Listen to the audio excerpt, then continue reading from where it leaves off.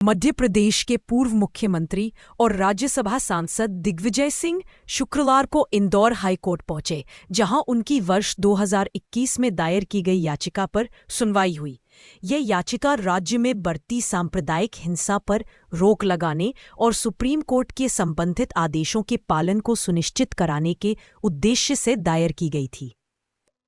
देखिए, कल संविधान दिवस था और जिस प्रकार से देश के संविधान पर प्रहार आज हो रहे हैं, लोगों के हक छीने जा रहे हैं, लोगों को उनकी नागरिकता प्रमाणित करने के लिए परेशान किया जा रहा है, क्योंकि हर नागरिक का ये अधिकार, संवैधानिक अधिकार है कि उसका नाम मतदाता सूची में जोड़ा जाए।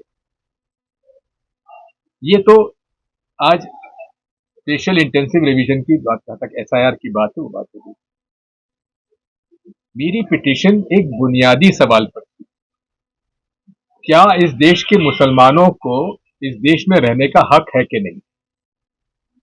क्या मुसलमानों को भारतीय संविधान में जो आर्टिकल 14 और आर्टिकल 25 है, उसके अधिकार उनके हैं कि नहीं है? क्योंकि भारतीय जनता पार्टी की सरकार जब से आई है, इन्होंने, मैं कहता हूं कि पूरे 22 साल में लगातार चुन चुनकर, अगर दो लोगों में झगड़ा होता है आपस में, तो मुसलमान गिरफ्तार हो जाता है, उसके मकान गिरा दिए जाते हैं, लेकिन दूसरा अगर गैर मुसलमान है उसको बचा लिया जाता है। ये अनेक उदाहरण मेरे पास है। और दुख इस बात का है कि मध्य प्रदेश में सरकार समझ में नहीं आती कि ये संविधान से चलेगी, ये भाजपा के कार्यकर्ता के रूप में काम करेंगे सरकारी अधिकारी कर्मचारी। इन सब बातों को लेकर एक सुप्रीम कोर्ट में एक पिटीशन फाइल हुई थी।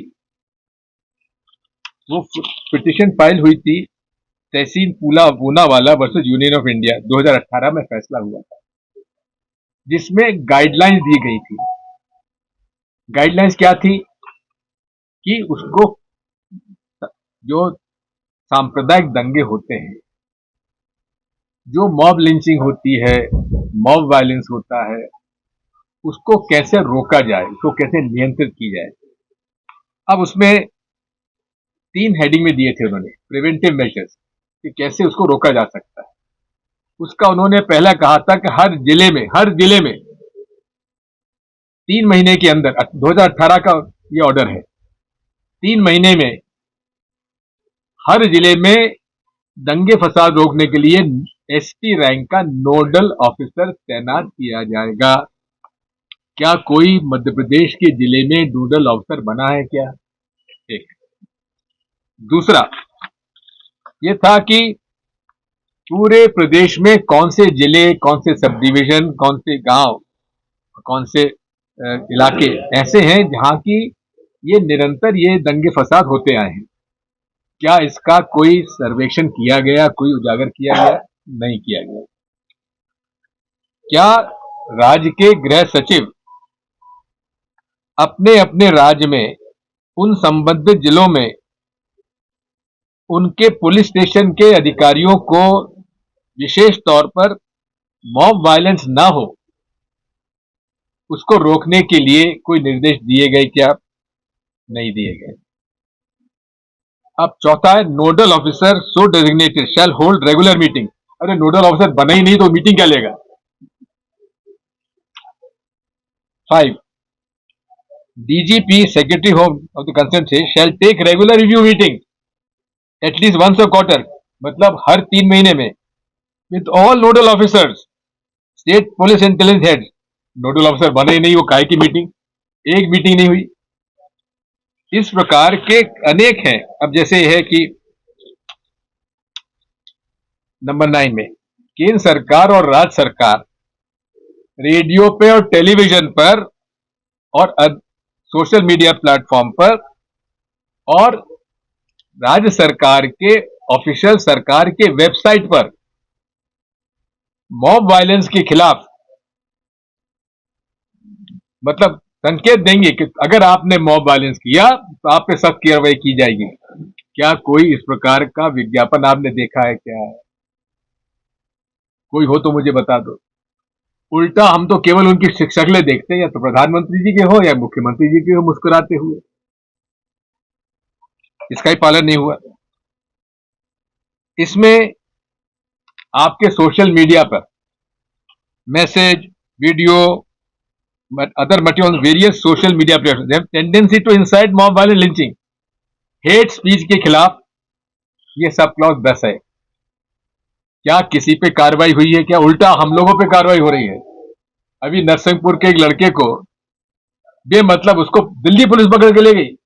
उसने कुछ ऐसी बात डाल दी थी, मतलब जहां की एक राजनीतिक तौर पर एक कांग्रेस पार्टी के एक अधिकार उसका है कि उसने कुछ प्रश्न कर लिए, तो दिल्ली में उसका रजिस्टर केस हो गया और उसको बेचारे को पकड़ के दिल्ली पुलिस ले गई। जबकि पकड़ा जाना चाहिए वो जो व्हाट्सएप यूनिवर्सिटी पे चारों तरफ से आज झूठे किसी मतलब हेट स्पीच के खिलाफ कोई कार्रवाई नहीं हुई। मुझे आपसे पूछना चाहता हूं, जिस प्रकार की हेट स्पीच आ रही है, चाहे कट्टरपंथी हिंदू हो चाहे कट्टरपंथी मुसलमान हो, दोनों को नहीं बख्शा जाना चाहिए, दोनों खिलाफ कार्रवाई होना चाहिए। इसी के साथ साथ 11वां, the police shall register FIR under section 153A पुराना इंडियन पीनल कोड, अब तो नया संविधान है। इसमें जो इस प्रकार के मैसेज डालेंगे हेट स्पीच, उनके ऊपर एक धारा लगाना चाहिए। अब ये बाकी कई जगह साहब नोडल ऑफिसर ये करेगा वो करेगा, जब नोडल बने ही नहीं तो क्या करेगा? ये कोई उसका पालन नहीं हुआ है। तो मूल रूप से ये हम लोगों का उसमें था। अब इसमें बताया, दूसरी बात ये थी कि इसमें रेमेडियल मेजर्स, इसमें क्या होगा, इसको कैसे ठीक किया जा सकता है, उसके अंदर नोडल ऑफिसर है ही नहीं। तो अच्छा, तीसरी बात यह है कि किसी के घर, चाहे हिंदू हो चाहे मुसलमान हो, उसके घर पर दंगा फसाद हुआ और उसके घर तोड़ दिया या दुकान तोड़ दी या मारपीट हो गई, मार डाला, हत्या हो गई, चोट लग गई, उसको मुआवजा मिलना चाहिए। इसमें क्लियर कट है कि इंटरिम रिलीफ भी देना चाहिए, क्योंकि अभी इनकी पॉलिसी क्या है कि 2015 का इन्होंने एक्ट बनाया है कि जब फैसला होगा तब रिलीफ तय की जाएगी, और जब कन्विक्शन हो जाए, अगर एक्विटल हो गया तो फिर उसको मुआवजा भी नहीं मिलेगा। तब तक तो बेचारे का आजा 8-8, 10-10 साल तो फैसले नहीं हो रहे हैं, और कन्विक्शन एक बार हो गया तो अपील हो जाती है। तो इसलिए उन्होंने पैरा 4 में इंटरिम रिलीफ क्या की वकालत की थी, उसको भी इन्होंने कानून में उसका ध्यान नहीं दिया। कोई इसमें उन्होंने कहा था कि साहब इसमें फास्ट ट्रैक कोर्ट डालना चाहिए, ऐसा कोई डायरेक्शन आज तक दिया नहीं गया है। और यह है कि छठे में कि पनिशमेंट मैक्सिमम दी जाना चाहिए, ताकि एक नसीहत लोगों को हो कि इसमें कम्युनल वायलेंस नहीं होना चाहिए। इसमें जितने भी कहे गए हैं, अब दूसरा ये भी है, और इसमें अब ये कहा गया है कि सरकारी अधिकारी कर्मचारी जो इनका पालन नहीं करे उसके खिलाफ सख्त कार्रवाई करना चाहिए। अब मैं आपको 3 उदाहरण देता हूं। मक्सी का एक थानेदार है, वो मक्सी का थानेदार वहां पर खुलेआम मुसलमानों के खिलाफ कार्रवाई करता है। यहां तक कि राम जी के जुलूस में वो गिरवा वस्त्र पहन के टीआई डांस कर रहा था डीजे पर। वहां पर मुसलमानों से मक्सी में थोड़ा सा ये हमेशा से रहा है, कम्युनल सेंसिटिव रहा है। तो वहां पर ये एक केस हुआ कि एक मुसलमान लड़का मक्सी का एक अपराध में रतलाम में पकड़ा गया था, उस पर केस लग गया। तो अब गंभीर आरोप था, बचने के लिए वो भाजपा में शामिल हो गया। अब भाजपा में शामिल हो गया तो उसको कहा गया वहां के नेताओं ने कि जाओ उस फलाने मुसलमान को पकड़ के ला, उससे चंदा दिलवा राम मंदिर के लिए। वो गया, चला गया रात को बेचारा। वहां पर जैसे गया, उससे चंदा मांगा, उसने कहा साहब मैं तो कांग्रेसी, मैं चंदा काय को दूं तुम्हारे भाजपा को। उसकी पिटाई लगा दी। जब पिटाई लगी तो वो थाने में गया। थाने में दोनों को बुलाया गया। जो शिकायत करता था उसको जेल में बंद कर दिया और जो अपराधी था उसको छोड़ दिया। फिर दूसरे दिन वहां का डेलीगेशन एसपी साहब पास गया। एसपी साहब भी महान निकले। उन्होंने उसमें कोई कार्रवाई नहीं की, मिले तक नहीं। इस तरह से फिर मामला और गर्म होता चला गया। गाली गलौज चालू हो गई। वहां पे बस स्टैंड का बड़ी राजनीति चलती है, मक्सी बस स्टैंड की वसूली चलती है। वसूली कौन करता है? वहां का नगर पालिका पंचायत का अध्यक्ष, खुलेआम। तो वहां कुछ तू मैं हो गई। उस बात को लेकर दंगा हो गया, फायरिंग कर दी उधर की तरफ से। 2011 में भी इस तरह का एक दंगा हुआ था। एक परिवार का लड़का मारा गया था।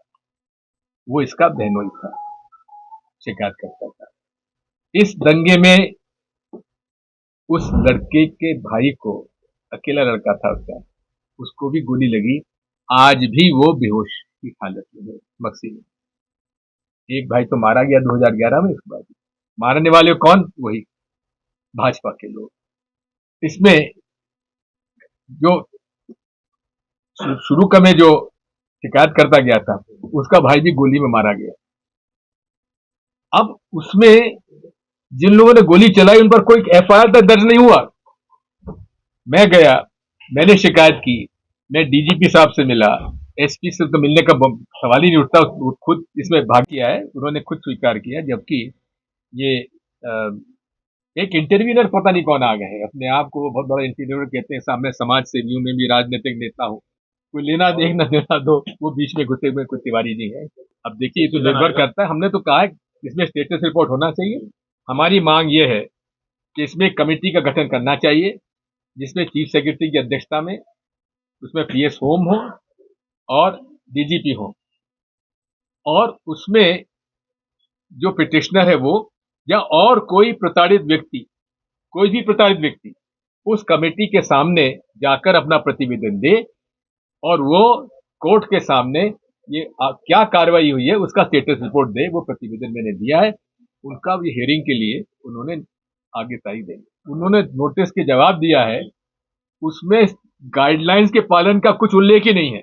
उनको हुआ था chief secretary, principal secretary, DGP, collector Indore, collector Ujjain, collector Mandsaur, IG Indore, IG Ujjain, SSP Indore, SP Ujjain, SP Mandsaur, 11 लोग। पैरवी नहीं करी है, निवेदन किया है। पैरवी तो वकील साहब करते हो।